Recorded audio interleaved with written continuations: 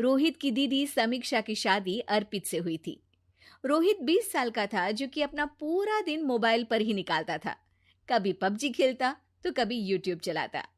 एक दिन अर्पित और समीक्षा समीक्षा के मम्मी पापा से मिलने आते हैं और देखते हैं कि रोहित मोबाइल से हटने को तैयार ही नहीं है। अरे रोहित, तुम्हारी तो आईआईटी की परीक्षा है ना? तुम तैयारी नहीं कर रहे हो परीक्षा की? वो सब तो मोबाइल पर ही हो जाएगा। ये देखिए, ये है गूगल। इससे जो भी पूछो वो सब बता देता है। तो आखिर कागज क्यों बर्बाद करूं? अरे पर तुम इन प्रश्नों की तैयारी बिना लिखोगे कैसे? उसमें क्या है, ये देखिए नोटपैड, बिल्कुल कॉपी जैसा है, इसी पर कर लूंगा। हम जब तुम्हारी उम्र के थे तब हम दोस्त मिलकर प्रश्न हल किया करते थे। उससे हमारी हैंडराइटिंग की भी प्रैक्टिस हो जाती थी और समय का भी अंदाजा लग जाता था।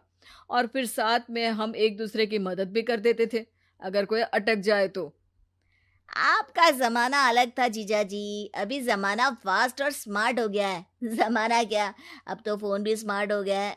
समय के साथ बदलना पड़ता है जीजा जी। अब बस भी कीजिए आप, हर चीज को लेक्चर में बदल देते हैं।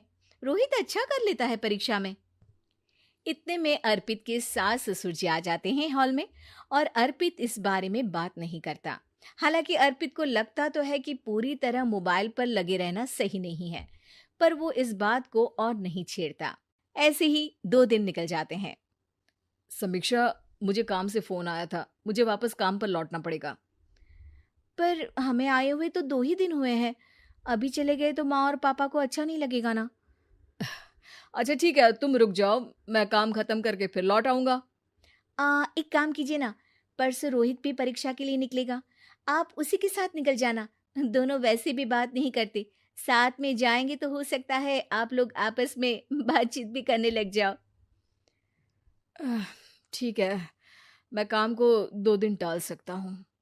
उसी रात जब सब खाना खाने बैठे थे, तो अर्पित अपने जाने की खबर बाकी लोगों को बताता है। मुझे काम के लिए वापस जाना होगा।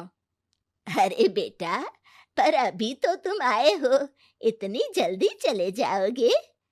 नहीं माँ जी, समीक्षा यहीं रहेगी और मैं जल्दी काम खत्म करके वापस आ जाऊंगा। अब ठीक है, काम भी जरूरी है। वैसे कब निकलोगे बेटा? 2 दिन में। मैंने सुना है कि उस दिन रोहित को भी परीक्षा के लिए जाना है, तो कल मैं दोनों की टिकट करा लेता हूँ बुक। मेरी टिकट रहने दीजिए जीजा जी, मैं तो फोन से ही करवा लूंगा। हाँ, पर कोई दिक्कत हो गई तो? अरे कोई दिक्कत नहीं होती जीजा जी, फोन सब कर सकता है। हमारे फोन के रिचार्ज से लेकर टीवी का रिचार्ज सब रोहित यही फोन से बैठे बैठे कर देता है। अब ये नई चीज तो हमारे समझ के परे है, पर अच्छा है कि रोहित जानता है। हमारी मेहनत इतनी कम हो गई भाई। हाँ, पर अगर टिकट नहीं मिली तो? अर्पित की बात पूरी होने से पहले ही बिजली चली जाती है। अरे ये क्या हो गया, आपने बिजली का बिल भर तो दिया था ना? अरे नहीं, मैं तो भूल गया था। अरे टेंशन मत लो माँ। देखा जीजा जी, आप बिजली का बिल भी भर सकते हो, समय बदल गया है। एक बार फिर अर्पित इस बात पर बहस नहीं करता। अगले दिन जाकर अपनी टिकट करवाता है और पैकिंग कर रहा होता है, जब शाम को अचानक से रोहित के चिल्लाने की आवाज आती है।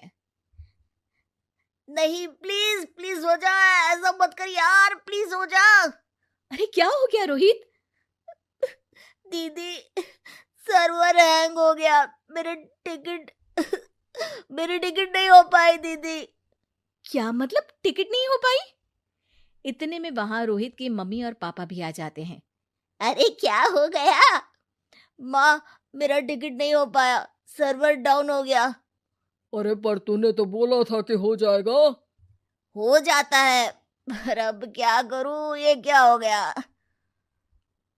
अब कल की तो कोई बस भी नहीं है, ना ही अब टिकट मिलेगी ट्रेन की कल के लिए। मुझे तो कोई रास्ता नहीं दिख रहा। अब फिर लगता है मेरा ये साल बर्बाद हो जाएगा। घर पर एकदम से दुख का माहौल छा जाता है और सब रोहित को डांटते हैं, पर इतने में अर्पित वहां आ जाता है। आप सब रोहित को क्यों डांट रहे हैं? आपने ही तो उसे बढ़ावा दिया था ना। लेकिन इसकी लापरवाही के कारण इसकी परीक्षा छूट जाएगी। इसने तो हमसे कहा था कि टिकट हो जाएंगे। हे भगवान, अब क्या होगा? चिंता करने की कोई बात नहीं है। मैंने एक एक्स्ट्रा टिकट करवा ली थी।